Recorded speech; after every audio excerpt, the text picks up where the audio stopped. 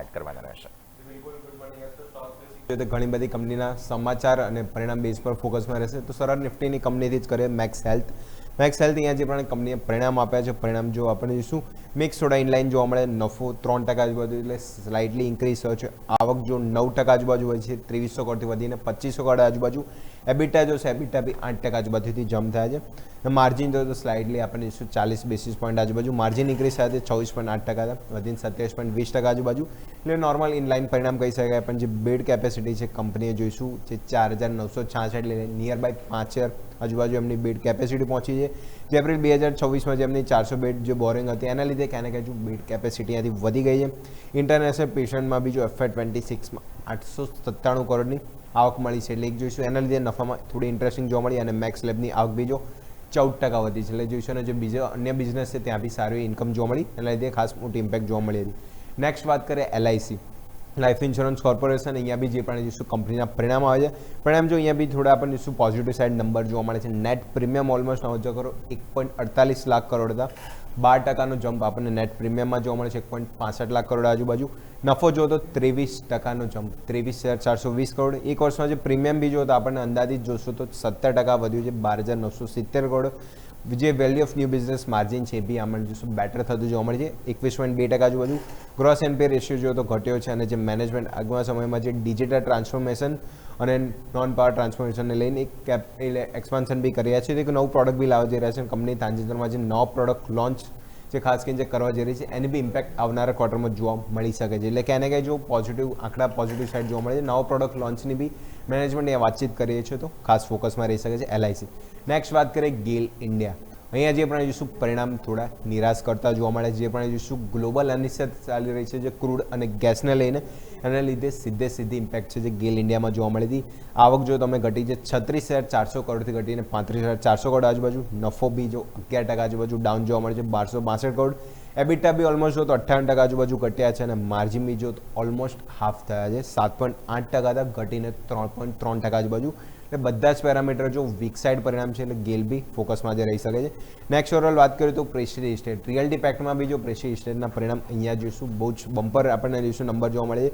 આવક જો 1528 કરોડથી વધીને 4074 કરોડ, ઓલમોસ્ટ જોઈશું ડબલ ઉપર આપણને જોઈશું એનાથી બી વધારે આવક જોવા મળી છે. પેટ ઓલમોસ્ટ જો તો 577% આજુબાજુ જમ્પ છે. પેટમાં 43 કરોડથી વધીને તમે સીધા જુઓ તો 300 કરોડ આજુબાજુ. એબિટા 93% જમ્પ થયા છે. એબિટા બી ઓલમોસ્ટ જો તો ડબલ આજુબાજુ છે, 541 કરોડ હતા વધીને 1046 કરોડ આજુબાજુ. માર્જિન સ્લાઇડલી આપણે ડિક્લાઇન થતા જોવા મળે છે. બાકી પેરામીટર જોઈએ તો ખાસ કરીને પોઝિટિવ નંબર હતા. ઓરોબિંદુ ફાર્મા આપણે નેક્સ્ટ નજર કરીએ તો અહીંયા બી જે ફાર્માપેક જોઈશું મિક્સ ઇનલાઇન પરિણામ કહી શકાય. આવક 6% આજુબાજુ વધી છે. પેટ તમે નજર કરો તો સ્લાઇડલી જમ્પ થયા છે 2% આજુબાજુ. 900 કરોડ હતા 921 કરોડ આજુબાજુ. એબિટા બી જો તો સ્લાઇડલી એટલો કોઈ સુધારો નથી, 5% આજુબાજુ. એબિટા ઇન્ક્રીઝ છે પણ માર્જિન જો તો 200 બેસિસ પોઈન્ટ આજુબાજુ.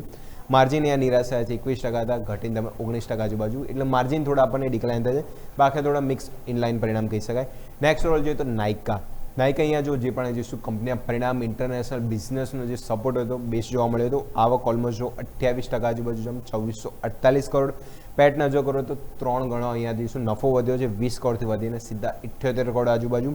એબિટા 67%નો જમ્પ 223 કરોડ. અને માર્જિન બી જો તો 200 બેસિસ પોઈન્ટ આજુબાજુ. માર્જિન આ સુધરતા જોવા મળે છે, 6.5% જે માર્જિન આપણે જોઈશું સુધરીને 8.4% આજુબાજુ. એટલે અહીંયા બી જો ફોકસ પરિણામ ખાસ કરીને મજબૂતી સાઇડ જોવા મળે છે. નેક્સ્ટ ઓવર વાત કરીએ ઇલેક્ટ્રોનિક કંપની LG ઇલેક્ટ્રોનિક. જે પ્રમાણે વોલ્ટાસ બ્લુ સ્ટારના નંબર્સ જોવા મળે છે અહીંયા બી નંબર્સ થોડા ફિક્કા જ જોવા મળે છે. એટલે થોડા ડાઉન સાઇડ છે. આવક 8% વધી છે, 8054 કરોડ. નફો જો 8% આજુબાજુ ઘટ્યો છે, 755 કરોડથી ઘટીને આપણે 690 કરોડ આજુબાજુ. એબિટા બી ઓલમોસ્ટ 10% આજુબાજુ એબિટા ડાઉન થયા છે. એટલે અહીંયા બી જો 940 કરોડ આજુબાજુ આંકડો છે. અને માર્જિન જો તો 300 બેસિસ પોઈન્ટથી વધારે માર્જિન એ પીટાઈ જોવા મળે છે. એટલે 14.1% આજુબાજુ માર્જિન હતા ઘટીને જો 11.7% લઈશું. માર્જિનમાં બી પેરામીટર વાઇઝ હોય તો ઘટાડો જોવા મળે છે. Next over FMCG company Bikaji foods. અહીંયા જે પ્રમાણે જોઈશું પરિણામ જોઈશું થોડા મજબૂતી સાઇડ છે. જે પણ પ્રાઇસ હાઇક કર્યો હતો થોડો સપોર્ટ અહીંયા જોવા મળે છે. આવક ઓલમોસ્ટ 18% વધી છે. નફો જો તો 26% આજુબાજુ જમ્પ જોવા મળે છે.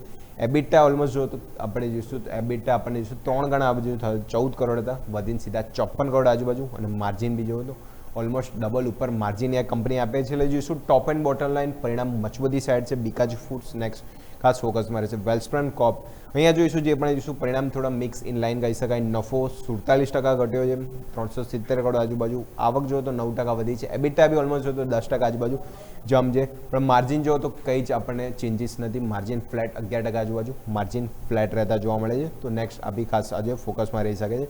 નેક્સ્ટ ઓવરઓલ જે પરિણામવાળા સ્ટોકની વાત થઈ, સમાચારવાળા સ્ટોકની વાત કરીએ તો મારુતિ સુઝુકી આજે ખાસ ફોકસમાં રહે છે. જે મોંઘવારી નથી તો પ્રાઇસ હાઇકના જે સમાચાર આવ્યા હતા, તો જૂન મહિનાથી મારુતિ આડી રીતે 30,000 સુધી અહીંયાથી મોંઘી થશે, જેમાં ઇનપુટ કોસ્ટ વધવાથી ક્યાંય ને ક્યાંય જોઈશું પ્રાઇસ હાઇકનો જે નિર્ણય લીધો છે, તો મારુતિ બી ખાસ ફોકસમાં રહે છે. જે ક્રૂડને અનિશ્ચિતતાને લીધે જે રો મટીરિયલની પ્રાઇસ ઇન્ક્રીઝ હતી, ઇનપુટ કોસ્ટના લીધે ક્યાંય ને ક્યાંય પ્રાઇસ હાઇક 30,000 રૂપિયા આજુબાજુ જે જૂન મહિનાથી લાગુ કરવામાં આવશે, તો મારુતિ બી ખાસ આજે ફોકસમાં રહી શકે છે. ટોટલ ઘણા બધા કંપનીના પરિણામ તે બધા સ્ટોક તો ફોકસમાં જ છે, પણ મારુતિ બી આજે ખાસ ફોકસમાં રહે છે.